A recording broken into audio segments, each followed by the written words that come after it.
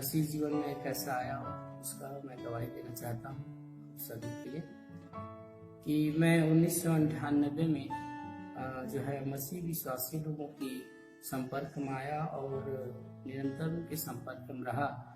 लेकिन मैं हिंदू धर्म से बिलोंग करता हूँ, साहू और तेली में से। और मैं अपने कॉलेज लाइफ में जो है 1992 से 95 तक मैं जो है अखिल विद्यार्थी परिषद का इकाई अध्यक्ष रहा कॉलेज में, और आरएसएस का सक्रिय सदस्य भी रहा मैं। तो उसका प्रभाव के कारण मसीह विरोध मेरे जीवन में था, लेकिन अद्भुत रीति से संगति के कारण जो है मेरे जीवन में बदलाहट आई। और मैं जब इंटर्नशिप कर रहा था तो मेरे साथ में दो सिस्टर थी, एक नंदिता करके और एक जो है मेरी लाजरस करके। और ये दोनों बहनें जो है पेशेंटों के लिए जो है प्रार्थना किया करते थे, लेकिन वो मुझसे डरते थे क्योंकि मेरे बैकग्राउंड के बारे में उनको मालूम था कि आरएसएस से और विद्यार्थी परिषद से हैं, तो कहीं मसीह सतावा न करे करके। लेकिन मैं जो है इन लोगों का संपर्क में रहा और विरोध तो करता था, लेकिन मैं एक दिन एक ऐसा अद्भुत काम देखा कि मेरे को सोचने में मजबूर होना पड़ा कि एक पेशेंट था जो गांव से आया हुआ था, परफोरेशन का ऑपरेशन होना था उनके लिए।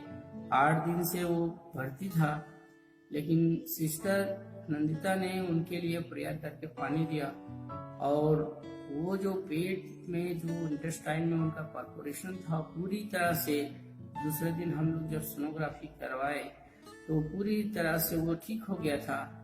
और उस दिन से मेरा थोड़ा मसीह के प्रति और उनके प्रार्थना, उनके प्रचार के प्रति मेरे जो मन है वो बदला।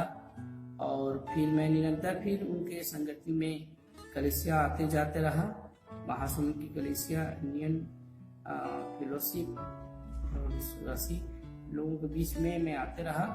और मैं देखा कि 1999 अप्रैल माह में CNI जो ग्राउंड है, कैंपस है, उसमें इंटरनेशनल स्तर के प्रचारक आए हुए थे और उनका नाम था सज्जन जी का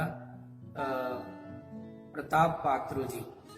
और मैं मसीह सभा में शाम के समय जो है सहभागी हुआ, और मैं आखिरी पंक्ति में बैठा हुआ था।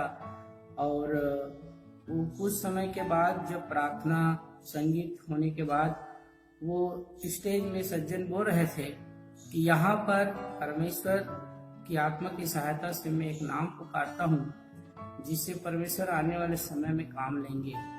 तो मेरे लिए वो पहला कन्वेंशन था और बड़ा आश्चर्य लग रहा था कैसे ये व्यक्ति जो है ईश्वर के नाम से उससे बातचीत करेंगे। मेरे अंदर में बहुत उत्सुकता थी, और मैं लगभग उस सभा में 500 से 700 लोग, बच्चे, जवान, बुजुर्ग और महिलाएं, ये सब बैठे हुए थे। और उन्होंने बहुत सारे तो प्रोफेसी की, इसलिए मैं बोल रहा हूँ ये सब परिभाषिक शब्द। अब मैं मसीह में जीवन जी रहा हूँ तो इन चीजों को जान रहा हूँ। तो उन्होंने एक बात कही कि इस सभा में जो है गुड्डू नाम से कोई व्यक्ति है जिसे परमेश्वर जो है बुला रहा है। मैं उसकी आत्मा की सहायता से बोल रहा हूँ, और मैं भी उस चीज को देखना चाहता था कि ये व्यक्ति जो है उठ के उनके सामने जाएगा। और 15 मिनट तक कोई व्यक्ति जो है उस सभा से उठ के नहीं गया, और वो 15 मिनट तक लगातार बीच बीच में बोलते रहे कि यहाँ पर एक व्यक्ति बैठा है जिसके माता पिता उनको गुड्डू नाम से पुकारते हैं, उसको परमेश्वर की आत्मा की सहायता से मैं पुकारता हूँ, वो चले आए मेरे पास, क्योंकि परमेश्वर उनसे काम लेना चाहता है। और मेरे अंदर में एक बहुत बड़ी उत्सुकता थी कि मेरे को मेरे मम्मी पापा गुड्डू बोलते थे। और इस बात से मैं इसलिए बैठा हुआ था क्योंकि ये मसीह समाज के लोग हैं, इनके बीच में से पुकारेगा उनका ईश्वर जो है। तो इसलिए मैं थोड़ी देर रुका रहा। फिर उन्होंने फिर बात को रिपीट किया कि प्रताप पात्रो जी की वो व्यक्ति जिसका नाम मैं लेके पुकार रहा हूँ वो आखिरी पंक्ति में बैठे हुए हैं। उंगली दिखाकर उन्होंने मेरे तरफ इशारा किया, और बिल्कुल ही वो मेरे घर द्वार, मेरे परिवार, मेरे बैकग्राउंड के बारे में वो व्यक्ति नहीं जानता था। मैं आश्चर्य से भर गया कि ये व्यक्ति जो है और इसका ईश्वर कैसा मेरा नाम को जानता है। फिर मैं उनके पास उठ करके गया, सभा के बीच होते हुए पुलपीठ पर पहुंचा और फिर पुलपीठ में उन्होंने मुझे पूछा कि क्या आपके माता पिता आपको गुड्डू करके बोलते हैं, बुलाते हैं? तो मैं सबके सामने में बोला, हाँ भाई, मुझे गुड्डू करके मेरे माता पिता बोलते हैं। तो तुम्हारा क्या नाम है? तो फिर मेरे नाम तो उपेंद्र कुमार साहू है। तो उन्होंने फिर अपने हाथ को मेरे सिर ऊपर रखा और उन्होंने प्रार्थना किया कि परमेश्वर चाहता है कि तुम्हारे जीवन में कि बहुत हजारों से हजार लोगों को जो नरक की ओर जाने वाले हैं, आप आत्मा से अर्थात परमेश्वर की आत्मा की सहायता से उन लोगों को मसीह के चरणों में लाओगे और उनका जीवन मसीह में अनंत जीवन के लिए वो नरक जाने से बच जाएंगे। ऐसे करके उन्होंने मेरे ऊपर हाथ रख के प्रार्थना किया और वो मेरे जीवन का बहुत बड़ा परिवर्तन के दिन था। उस दिन से मैं अपने पूजा पाठ छोड़ दिया और बेचैन होने लगा कि ये कैसा ईश्वर है जो आज तक तो किसी ने, ये व्यक्ति ने मेरा मोहल्ला भी जानते नहीं है और ये व्यक्ति जो है मेरा नाम लिया है और उनकी सहायता से करके फिर मैं उनके संगति में जाते रहा और मेरे को आज मसीह जीवन में 17 साल की उम्र हो गई है और वाकई में परमेश्वर ने बहुत सारे लोगों को सुसमाचार सुनाने का मुझे मौका दिया है। बहुत सारे रोगी, कैंसर है, लकवा वाले हैं और अंधे बहरे, ये लोग बहुत सारे लोग जो हैं वो परमेश्वर ने मेरे हाथ से उनको चंगा किया उनकी आत्मा की सहायता से। और इन चीजों को 17 साल में मैंने देखने पाया है।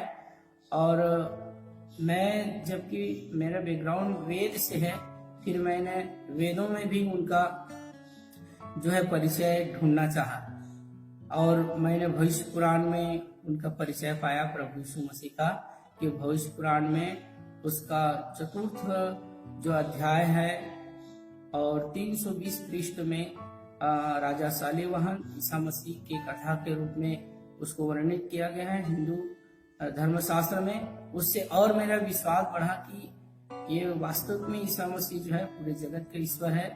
और मैंने इस प्रकार से बातें जो है संकेतात्मक रूप से श्रीमद् भागवत गीता में भी लिखा गया है। जिस प्रकार बाइबल में आता है कि पहला यूहन्ना उसका 1 अध्याय उसमें लिखा है कि हम देखेंगे कि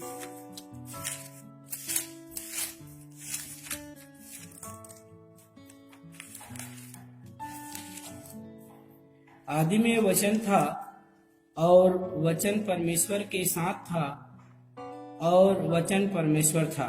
यही आदि में परमेश्वर के साथ था और सब कुछ उसी के द्वारा उत्पन्न हुआ और जो कुछ उत्पन्न हुआ उनमें से कोई भी वस्तु उसके बिना उत्पन्न नहीं हुई। अर्थात एक ही परमेश्वर है जो सारे जगत का सृष्टि किया है। और इस बात को गीता में भी लिखा है, शब्द वै परम ब्रह्म। अर्जुन को कृष्ण समझा रहे हैं कि आदि सृष्टिकर्ता जो है वचन रूप परमेश्वर है। और इस बात को हम बाइबल में भी बातें, बाइबल के ये पुराने नियम में भी शुरुआत में ये चीज लिखा गया है। जिन बातों को मैं समय में आप लोगों से चर्चा करूंगा, उसमें लिखा है कि आदि में ये जो है उत्पत्ति, उसका 1 अध्याय का 1 पद से मैं 2 पद तक पढ़ूंगा। उसमें लिखा है, आदि में परमेश्वर ने आकाश और पृथ्वी की सृष्टि की। पृथ्वी बेडोल और सुनसान पड़ी थी और गहरे जल के ऊपर अंधियारा था तथा परमेश्वर के आत्मा जल के ऊपर मंडलाता था। यही बात भविष्य पुराण में सृष्टि, आदि सृष्टि का रचना के बारे में काल जो घटनाक्रम है उसमें लिखा गया है कि अप्रतिज्ञात अंधकार रुद्र रूप में ये संसार जो है पहले बनने से पहले पड़ा था और जल के ऊपर जो है आत्म स्वरूप परमेश्वर जो है विराजमान था।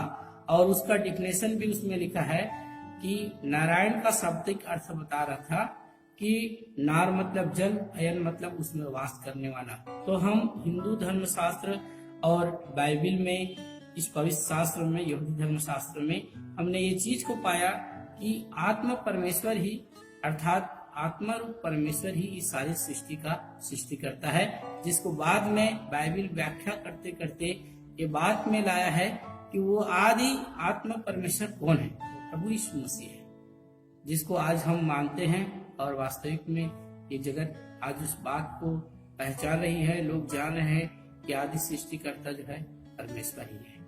आप सभी को जय मसीह।